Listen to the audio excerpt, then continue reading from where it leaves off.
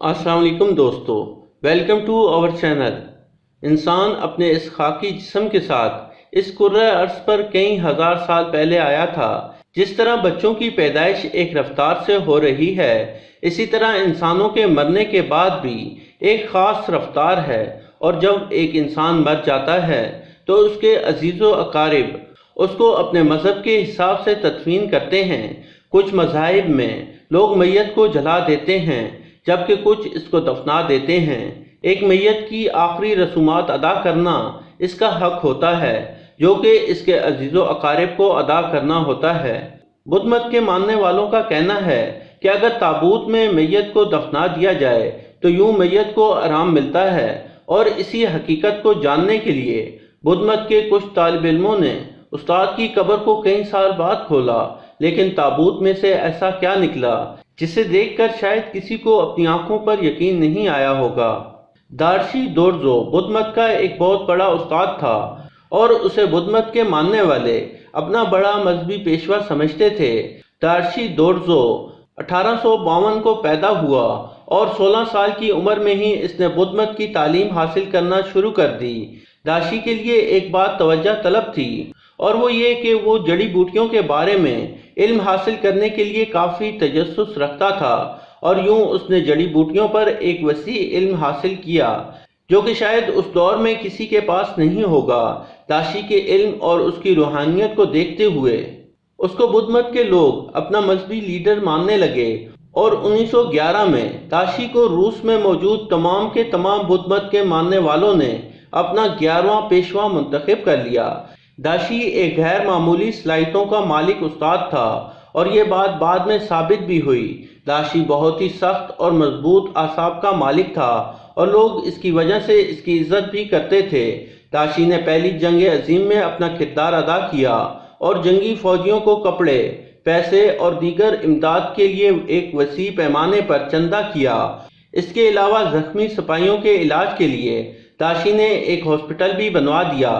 داشی کو ان خدمات کی عوض اس وقت کی حکومت میں بڑی عزت کی نگاہ سے دیکھا جانے لگا، اور عام لوگ بھی یہی سوچتے تھے کہ یہ شاید سیاست میں بھی آ جائے، لیکن اسے کیا معلوم تھا کہ یہی حکومت بعد میں اس کی آخری وصیت بھی پورا نہیں ہونے دے گی۔ روس میں اس وقت سرخ انقلاب نے زور پکڑا، تو داشی نے اپنے تمام تر شاگردوں کو حکم دیا کہ آپ سب تبت کی طرف ہجرت کر جائیں، کیونکہ اب یہاں بدھزم کے ماننے والوں کی خیر نہیں ہوگی۔ اور اس نے خود بھی 1 سال بعد بدھزم کے مذہبی پیشوا کے طور پر اپنی ذمہ داری کو چھوڑ دیا، اور ایک عام راہب کے طور پر زندگی گزارنے لگا۔ ایسا لگ رہا تھا کہ اس کو اندازہ ہو گیا ہے کہ اس کی موت کا وقت قریب آ گیا ہے، یا پھر وہ اپنی مرضی سے مرنا چاہتا ہے۔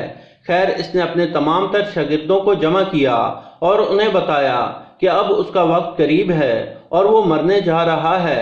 اس نے وصیت کی کہ میں نے اپنی موت کے لیے خاص انتظامات کیے ہیں، اور میں چاہتا ہوں جس حالت میں بھی میں مروں آپ مجھے اسی حالت میں دفنا دیں۔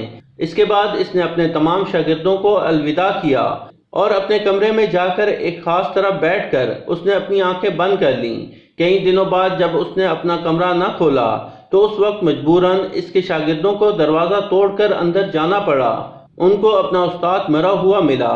2 شاگردوں نے اس کی لاش کو تابوت میں ڈالا، اور اسے بیٹھی ہوئی حالت میں قبر میں تابوت سمیت اتار دیا۔ اس کے بعد داشی نے اپنے تمام شاگردوں کو کہا تھا کہ 50 سال تک میری لاش کو دیکھتے رہنا۔ اس کے دونوں حکم ہی بڑے عجیب تھے۔ انہوں نے بھی یہی سوچا کہ ہمارے عظیم استاد کی لاش کو قبر میں یوں دیکھتے رہنے کے لیے کہنا، اس میں کوئی نہ کوئی راز ہوگا، اور اس بارے میں کسی کو بھی معلوم نہ تھا۔ اس وقت سرخ انقلاب زوروں پر تھا، اور اس میں موجود تمام تر مذاہب پر پابندی تھی، اس لیے کسی نے بھی قبر کو نہ کھولا، کیونکہ تمام لوگ سزا سے ڈرتے تھے۔ آخر میں اس کی موت کے 75 سالوں بعد جب حالات نارمل ہوئے تو 2002 میں بدھزم کے ماننے والوں نے اس کی قبر کشائی کی۔ تابوت کا ڈھکن اٹھانے کے لیے تمام تر پیروکار ارد گرد کھڑے تھے۔ یوں ہی تابوت کا کفن اٹھایا گیا تو پاس موجود لوگوں کو حیرت کا ایک جھٹکا لگا۔ دارشی دورزو اسی حالت میں موجود تھا جس حالت میں اس کو دفن کیا گیا تھا، اور اس کے جسم پر بمشکل ہی گلنے سڑنے کے نشانات موجود تھے۔ اس کے علاوہ کسی نے بھی دفناتے وقت اس کے جسم پر کسی بھی قسم کی ادویات کا استعمال نہیں کیا تھا۔ جب سائنسدانوں نے داشی کی لاش کا تجزیہ کیا تو ان کی بھی حیرت کی انتہا نہ رہی، کیونکہ گلنا سڑنا تو دور، اس کی لاش سے بدبو بھی نہیں آ رہی تھی۔ اس کے بعد داشی کی لاش کو شیشے کے ایک جار میں بند کر کے مندر میں رکھ دیا گیا۔ آج اس کی لاش کو مندر میں رکھے ہوئے 15 سال ہو چکے ہیں، لیکن اس کے جسم پر کسی بھی طرح کے گلنے سڑنے کے نشانات موجود نہیں ہیں۔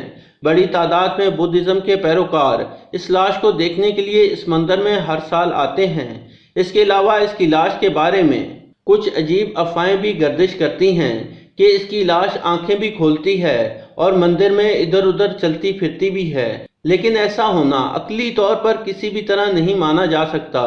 کہا جاتا ہے کہ لاش کے گلنے سڑنے کی ایک وجہ یہ بھی ہو سکتی ہے کہ چونکہ داشی جڑی بوٹیوں کا ایک ماہر تھا، اس لیے عین ممکن ہے کہ اس نے مرنے سے پہلے خود ہی اپنے جسم پر ایسی جڑی بوٹیاں لگا لی ہوں جو کہ اس کی لاش کو مرنے کے بعد گلنے سڑنے سے بچائے ہوئے ہیں، یا اسے یا تو اپنی کسی بیماری کی وجہ سے موت کے وقت کا پتہ تھا یا پھر کسی اور وجہ سے اس کو اپنی موت سامنے نظر آ رہی تھی۔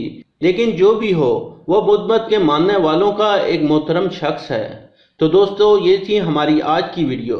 پسند آنے کی صورت میں لائک کریں اور اپنے دوستوں کے ساتھ شیئر کریں، اور مزید ایسی ویڈیوز کے لیے ہمارے چینل کو سبسکرائب کرتے ہوئے ساتھ موجود گھنٹی کا بٹن بھی دبا دیں۔ شکریہ۔